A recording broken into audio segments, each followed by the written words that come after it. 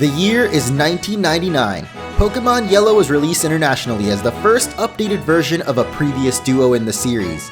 A few years later, Pokémon Crystal releases as the third version of the Johto games, and establishes a pattern that would follow the series through generations 3 and 4. But then we get to 2011, a new decade and a new generation with Pokémon Black and White. Surely these games would be followed by Pokémon Gray, right?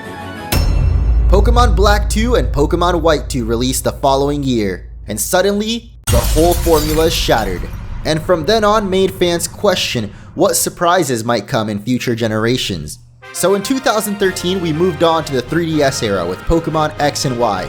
Once again, we didn't get a third version, and instead, the highly anticipated Hoenn remakes. But there was still a sliver of hope that maybe, just maybe... Wait, Pokémon Sun and Moon? Hold up.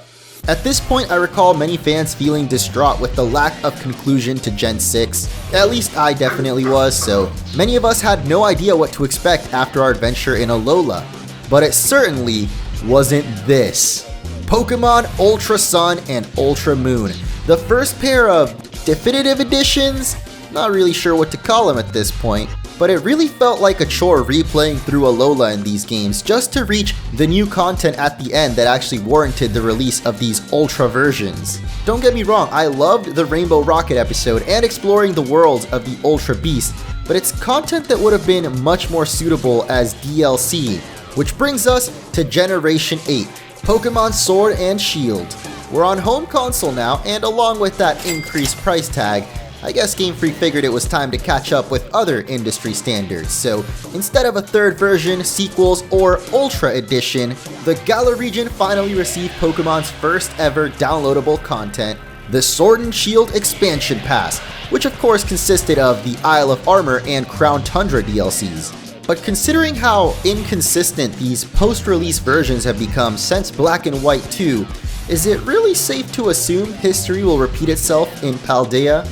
Well, there's a few reasons to believe we will in fact be getting Scarlet and Violet DLC, and I'll be discussing those in this video, but I also want to propose an alternative. One that I think could redeem the Gen 9 games in the eyes of critics and fans that have been left with a sour taste due to the messy state in which these games released. I'm fully aware of how ridiculous this idea might sound at first, but what if instead we got Pokémon Ultra Scarlet and Violet? Let me explain. Since the launch of Scarlet and Violet, we've only gotten one patch, and really all this patch fixed was Pokemon not properly falling asleep. From weird glitches to massive frame drops and noticeable slowdown in specific areas, there's still a lot to be improved in Paldea, and it would look really bad if they proceeded to ignore these issues and release the DLC in this same laggy and glitchy state. Now apparently there is another patch scheduled for later this month, but it's still unknown exactly what this update will include. Even if this patch actually ends up improving performance somehow, which I doubt, I still strongly believe Ultra versions could leave a much better lasting impression of this generation, by not only fixing these bugs and glitches, but also including a few features that really should have been in the games to begin with. Features that alter the experience of Scarlet and Violet enough to make them feel like entirely different games. So let me run you through some of my ideas. When fans first learned these games would be open world, I think most imagined some form of level scaling would be present. I mean, the Pokemon Generations anime even gave us an in-universe way to make it work, as we see Brock has multiple Pokemon ready to deploy based on the challenger's skill level. Granted, you can challenge the gyms and other boss battles of Scarlet and Violet in any order you want, but it's not exactly viable since most of these trainers will be much higher level than you at the start of the game.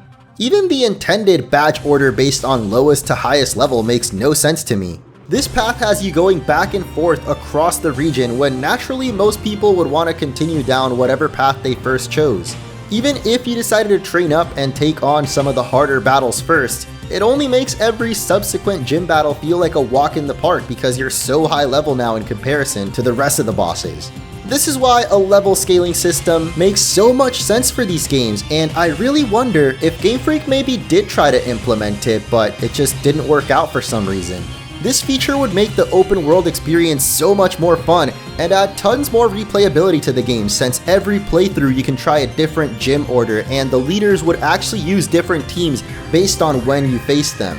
Some other small improvements I'd love to see are mainly features we had in the past and I'm kind of baffled didn't make it back. First, let's talk about the day and night cycle, a feature that was pretty much perfect in Legends Arceus, but now for some reason we can't rest to change it anymore. So often I find myself not wanting to explore at nighttime and have no choice but to wait it out. Not to mention the Pokemon that only spawn at certain times of day, giving you no choice but to wait.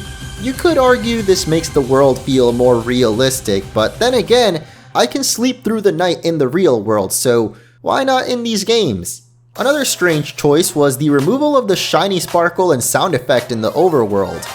No one's trying to sit there with a magnifying glass over every single tiny Flabébé to see if 2 pixels are slightly off in color. It's not just Flabébé either, there's so many tiny Pokemon that I find myself squinting at like, is that a shiny? And on that topic, who the thought it'd be a good idea to make this the shiny form of Maushold? Like seriously. This, along with a few other cases of horrible choices, make the sparkle almost a necessity to spot certain shiny Pokemon.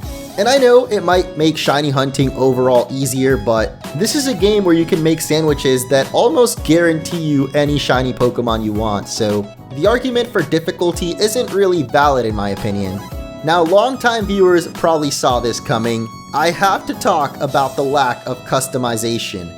One of my favorite parts of role-playing games is customizing my character, so the lack of options beyond the school uniform in these games is beyond disappointing.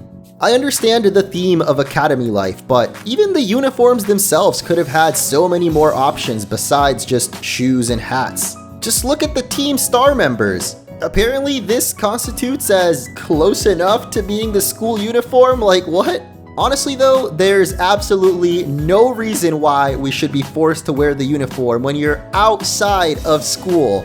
Finally, I want to talk about ride Pokemon, or in the case of these games, just Koraidon and Miraidon. If they were to add in level scaling, I think it makes sense to give us every ride upgrade right from the start, since some areas can only be accessed after learning to surf or climb. Unless you cheat, of course. Speaking of which, why does the flying feel so underwhelming? We clearly saw Koraidon and Miraidon zipping across the region during the intro cutscene, and maybe it's just me, but I felt so sad never being able to actually do that. Unless you cheat, of course. If future generations of Pokemon are going to continue building upon this open world, I would love to see more diversity with the ride Pokemon. It was cute for this game, building our bond with the sandwich-loving lizard boys, but imagine being able to surf, fly, and climb with your own party members instead. You might recall Pokemon Let's Go actually let you do just this on specific Pokemon, but letting us explore the open world with our own Pokemon team would give players more options when it comes to exploration and strengthen that team bonding experience Game Freak seemed to care so much about even further.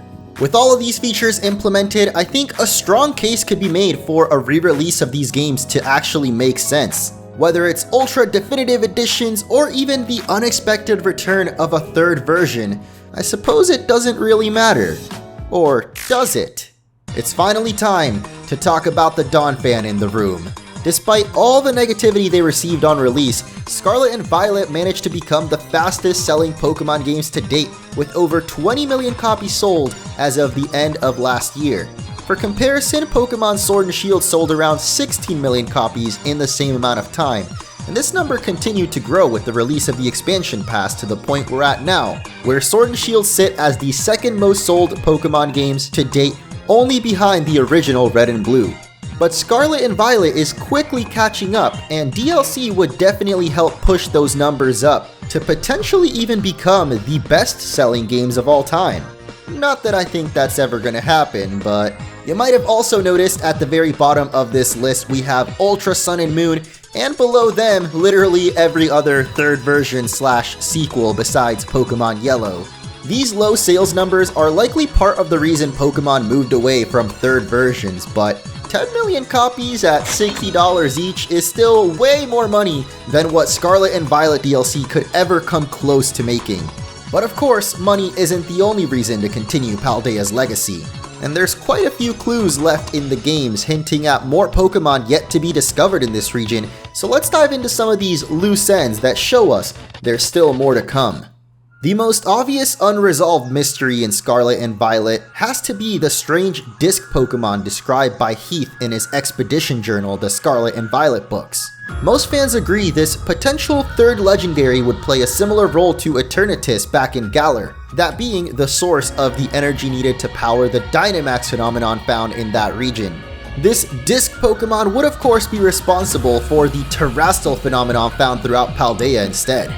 I have some theories as to what exactly this disc Pokemon could be, but we'll save those for the next video. For now, we'll just count this as our first hint towards future DLC. Of course, this disc isn't the only unfamiliar Pokemon described in the Scarlet and Violet books, as we also have descriptions of two so-called imagined Pokemon that vary depending on which version you played. In the Scarlet book, we find a paradox from the past that resembles the legendary beasts Raikou, Entei, and Suicune combined into one ferocious monster. While in the Violet book, we see a very different Pokemon from the future that looks like a robotic fusion of the Swords of Justice, Terrakion, Virizion, and Cobalion. Despite being described as imaginary Pokemon, there's actually placeholder data found within the games to support their existence, making them the most concrete evidence we have at potential DLC coming. Finally, we have the most popular fan theory, our journey back to the Kalos region.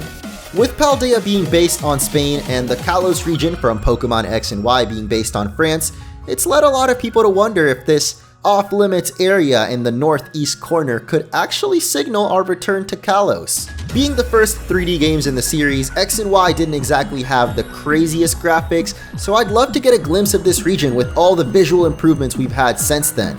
I'm not sure what the story reason for revisiting Kalos could be, but I can definitely think of some ideas. Regardless, these three loose ends left at the end of Paldea's narrative lead me to believe there's more coming. And while DLC seems to be the most likely based on current industry standards, as we learned at the beginning of this video, Pokemon doesn't seem to care about sticking to the script. So who's to say we might not get another third version game centered entirely around this mysterious disc legendary? Or perhaps something even less expected? To fill the gap until the next major release though, I still think DLC would be the best choice. However, it's hard to justify re-releasing these games bundled with DLC like they did back with the Sword and Shield expansion, if there's still these glaring performance issues and bugs. Hopefully when Pokemon Day rolls around in just a couple more weeks, we finally get some answers on what's next for Pokemon Scarlet and Violet. So if you guys end up enjoying this type of content and want to see more in the future, be sure to hit that like button and subscribe if you haven't yet. I want to focus on creating more of these kind of video essays about the whole Pokemon franchise throughout this year, so definitely let me know what you think of this one and if you want to see more in the future. What do you guys think though? Will Game Freak ever go back to the old formula of third versions? As much as I'd love to see a full overhaul of Paldea with level scaling and all the other improvements I mentioned, it really doesn't seem likely to happen with these games. But that's certainly not going to stop me from keeping those hopes alive for the next generation.